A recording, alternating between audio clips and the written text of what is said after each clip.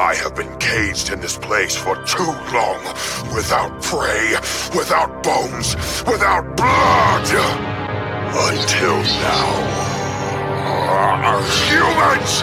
I will rip you apart and eat you myself!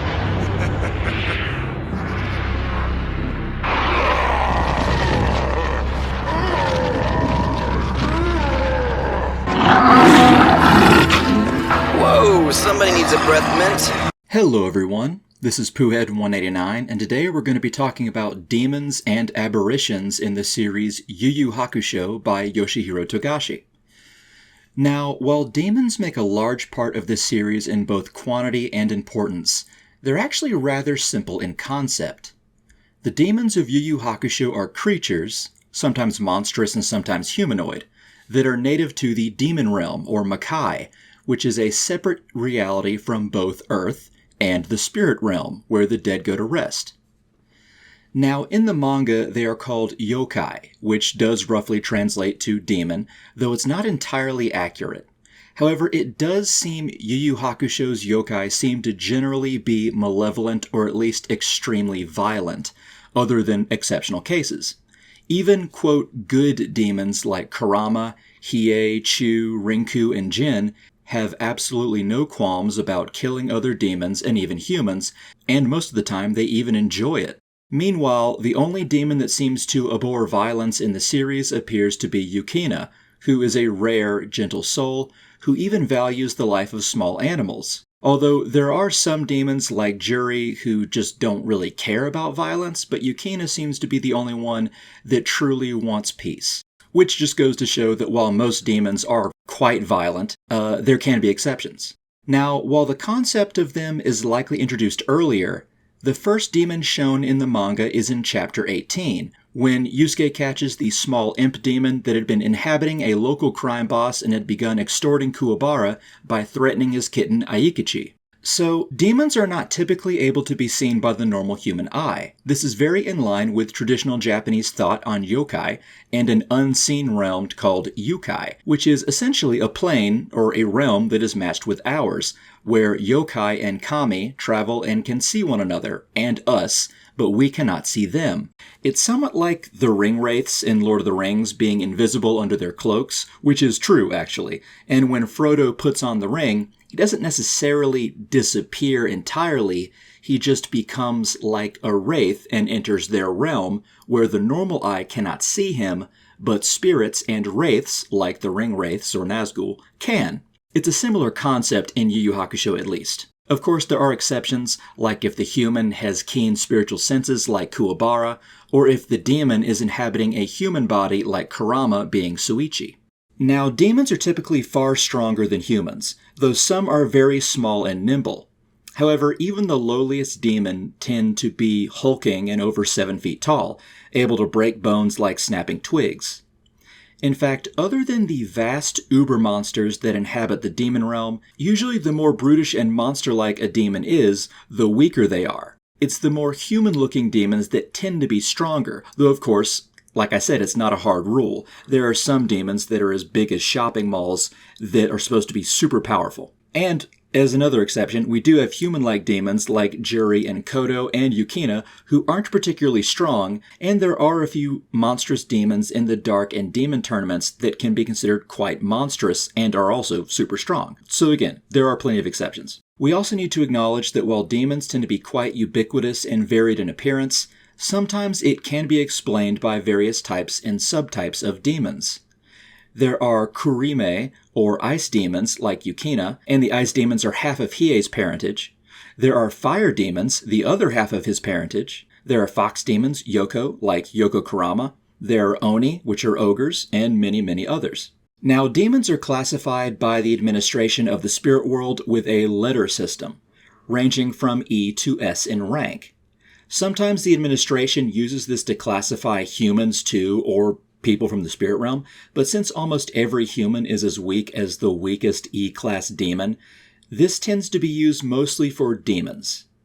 D is typically the most common, and to give an example, Goki, who partnered with Hiei and Kurama at the beginning of the series, was a D-class demon, and Hiei, when he first fought Yusuke, was an upper D-class.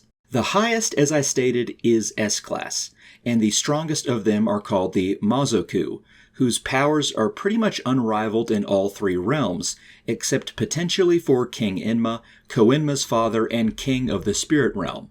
I'll explain the ranking system a bit more thoroughly at a later date, but in essence, if fighting a lower-ranked D-Class demon is like fighting a drone from Gears of War, or like trying to fight a lion hand-to-hand, then that should set the standard for just how powerful demons are.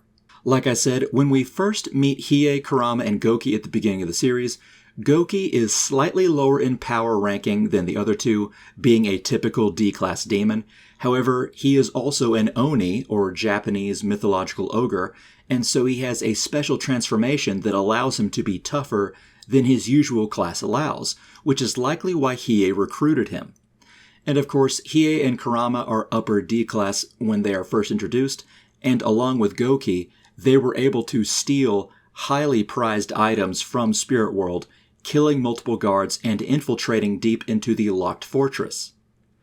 Now granted, Hiei and Kurama do have special moves and are particularly cunning, but it still goes to show just how strong upper D-Class demons are. Then you have C-Class demons, like the 4 Saint Beasts, and the fighters who encompass the first half of the Dark Tournament. The Saint Beasts were able to extort the Spirit World and were considered too costly to be assaulted by most Spirit World agents, and they control an entire city of demons. If their plan had worked and they could assault the human realm, it would have been a national threat, potentially even international. Then you have B-ranked demons, with Hiei and Kurama being that level at the end of the Dark Tournament, and the Toguro brothers being of upper B class. And they were considered unstoppable juggernauts to everyone they came across. A-rank demons go into physical god territory, being akin to Bronze and Iron Age deities like Zeus or Odin. Hiei and Kurama were actually A-rank demons before the start of the series, before Hiei was depowered from his Jagan implant, and Kurama was forced to find refuge in a human form, and both were considered legendary. Then, of course, you have S-rank demons. You see, the difference between A rank and S rank is a far larger gap than between D and C rank. An S rank demon is unfathomable in strength. As I said, the stronger ones being able to likely contend with the power of King Enma, who rules the entire afterlife, who is pretty much the closest thing we have in Yu Yu Hakusho to God. I should also make a quick point to say that demons tend to live far longer than humans, or at least upper class demons do. It's hard to say how long lower class demons live, but it does appear that A-class demons like Kurama and S-class demons like Ryzen have lived for over 1,000 years, and it does not appear that 1,000 years ago were when they were born, just when they really got on the scene. So yeah, demons can live for an extremely long time. It's just hard to know exactly which kind live the longest, and if the lower class demons can as well. By the way, it appears that demons' favorite dish of choice is human. There are some exceptions to this, of course. Goki, who was an ogre or Oni, as I've said, ate souls only, and while Kurama can have a normal human diet due to his human form, it's uncertain what food Hiei eats. However, it is possible Hiei simply has not eaten in quite a long time, as Ryzen, a Mazoku, has not eaten in 1,000 years and is only just now beginning to starve. However, he could have survived so long simply because he is that powerful. It's difficult to say, since many lower-ranked demons tend to complain how hungry they are quite often. And while demons tend to, as I just stated, view humans mainly as a food source or playthings, some demons have placed themselves under the employ of humans, and even have quite the profitable business relationship as hired muscle. Many demons that make it to the human realm form gangs and become mercenaries for the black market, though this does dispel the notion, at least to some extent, that all or most demons are unseen by the average human eye, as people like Terukane and his guards can see Toguro and his gang, so it's difficult to say. Beyond that, the fact that demons can be hired out as mercenaries, or be intelligent like Hiei and Kurama, or be thieves like them, showcases there is a rudimentary society in the demon realm, or Makai. The very fact the concept of a thief exists for them shows that there is the concept that taking what is not yours is considered dangerous or criminal. Of course, Spirit World's policy on this might have helped to create this thought process, though we do know that Demon City, where May's castle resides and the 4 saint beasts are located, is a city of, quote, demon criminals, considered pariahs to the rest of the demon realm in a sense. And we see later on in the final saga, there are demon hierarchies. While they are based on strength, it does give a sort of order to the realm, however violent and barbaric it still is.